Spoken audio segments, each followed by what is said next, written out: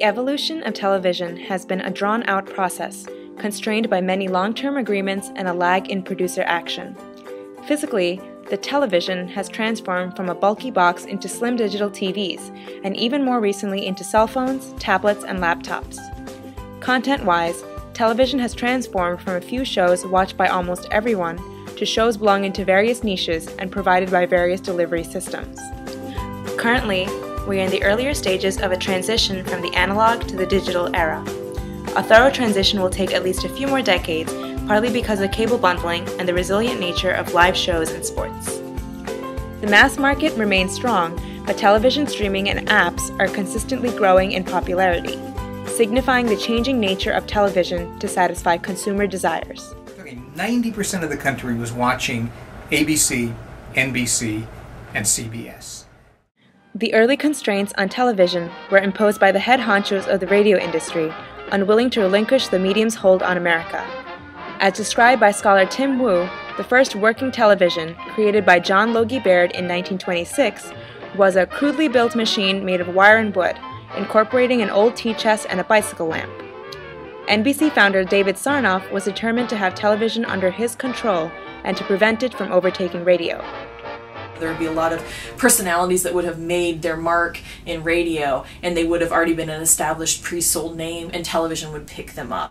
Thus, by the 1940s, television was, in the words of Wu, a replica of radio, as advertisers funded the programs, which were usually adapted from radio programs. Cable began to proliferate. People started to put up antennas to catch signals on their own, and NBC and CBS emerged as official cable broadcasting networks. In hilly areas and dense urban centers, cable, which permitted signals in isolated areas, became entrenched. One golden age leads to another. The serious dramas of the 1950s gave way to the police detective genre, the family dramas, and the sitcoms of the 1970s. People think of the 1980s as a renaissance of TV, that it became what something like John Caldwell, who's a television scholar, would say, it became a televisual era in which style became this really important way that TV content started to showcase style. Families and friends gathered around box television sets to watch scheduled programming in solidarity, much like they congregated for dinners. Companies began looking to ratings to indicate their profits and success. Like cable, mass media corporation Disney became tied to long-term agreements and visual publishers, as indicated by its foray into network television with its series on ABC in the 1950s. According to Tim Wu, cable became wedded to the idea of niche marketing, of milking every audience segment with targeted advertising after Nixon's deregulated cable era through Ted Turner, founder of CNN and creator of the national TV network. The NBC, CBS, ABC triopoly, though catering to a variety of tastes, actually resulted in cultural homogeneity, in which large chunks of the American population, from the 1930s to the 1990s, sat down and watched the same information at the same time. But television was to undergo a shift in production and in social use at the turn of the 20th century, reflective of the movement towards smaller identities and convenience-driven lifestyles. My parents watched television on a really big television that we got my dad for his soccer games. My dad's a big soccer fan. The mass market is still the way companies make most of their money. Two very popular vestiges of the analog age are sporting events and award shows. These live televised events still draw in a considerable amount of viewers. In 2013, 106.6 million people watched the Super Bowl, and the Grammys brought in 37 million people, one of the highest viewer numbers in years. These live televised events are slowly starting to switch over to a more digital era style of viewing, which will make them more relevant in the future. The viewing of sporting events has slowly began to transform as the digital era developed. Red Zone, an NFL provider service, provides footage of the games when players are about to score. But the most innovative way the sporting industry has evolved involves the instant updates to people's phones. Consequently, when an athlete scores a touchdown or gets a big play, a little message pops up on the viewers' phones. Still, even with all these innovations, people still gather together to watch games.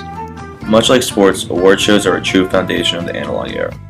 They have not changed much since their inception. Watching shows as they take place, keeping track of live activity on the red carpet, and listening to the interviews are still important social activities for many demographics. However, like sports, award shows have moved towards digital era viewing in a number of ways.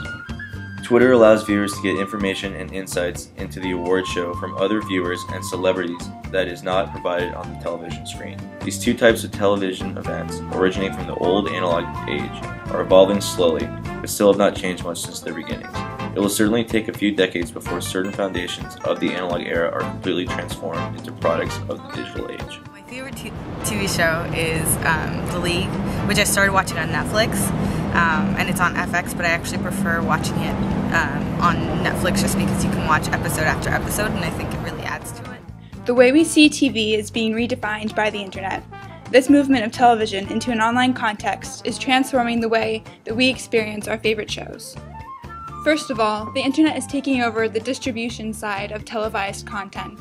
The growth of online, high-quality streaming services like Netflix, Hulu, and YouTube have made it easier for viewers to instantly watch their favorite shows online.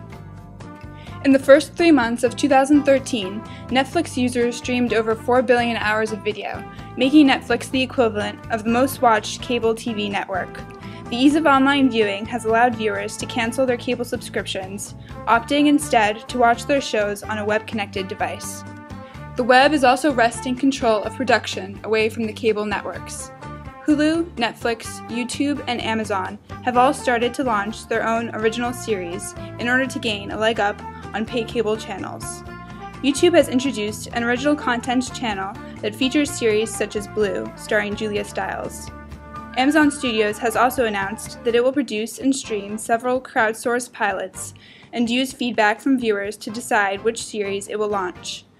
Netflix is leading the wave of internet-produced original content with its House of Cards, which was critically acclaimed and received buzz for its high production values and big-name stars. The transition of television has also allowed audiences to rediscover the lost value of sharing and social interaction. It might seem like TV is becoming a more fragmented experience in which viewers are isolated within their own niche markets. Viewers are also more likely to watch alone due to time shifting. However, although television is becoming more tailored to our individual tastes and preferences, it's clear that the online format of television presents more opportunities for interconnectedness than ever before. Clay Shirky explains that while TV took us away from participatory culture, the internet is bringing us closer to it. When we use a network, the most important asset we get is access to one another, a desire that the social surrogate of television deflects, but one that our use of social media actually engages. The model is shattered. We have a significant amount of audience now, especially under 30, that doesn't even watch a TV set. The shift from on a schedule to on-demand viewing is also predicted to cause a radical shift in the television industry. Many argue that future television shows will follow in the footsteps of Netflix's House of Cards. All episodes of an entire season of a television show could be aired all at the same time over the internet. This is a dramatic change from the period of traditional television, when audiences had to tune in every week at the same time to watch a show. The television shows can also be as long as they want to be. The episodes of a show do not need to be edited down to fit the typical 20-minute or 40-minute time scheme in order to accommodate commercials. Currently, HBO is already beginning to cut out commercials during their broadcasts of the popular show Game of Thrones, since they have so much content to broadcast.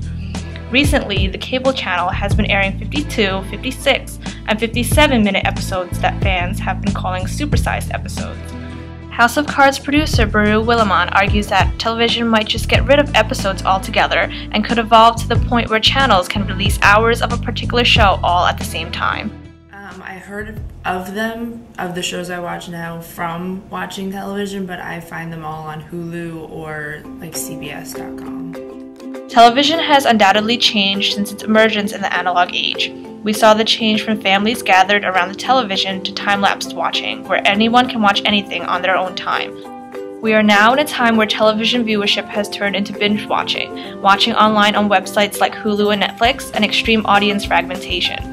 But the future of television isn't quite here yet.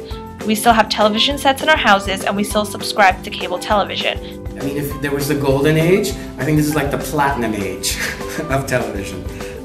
We may watch a lot of our television on computers, but many more of us are still watching on a physical set. The future might be a super long stream of unedited material that is released all at once.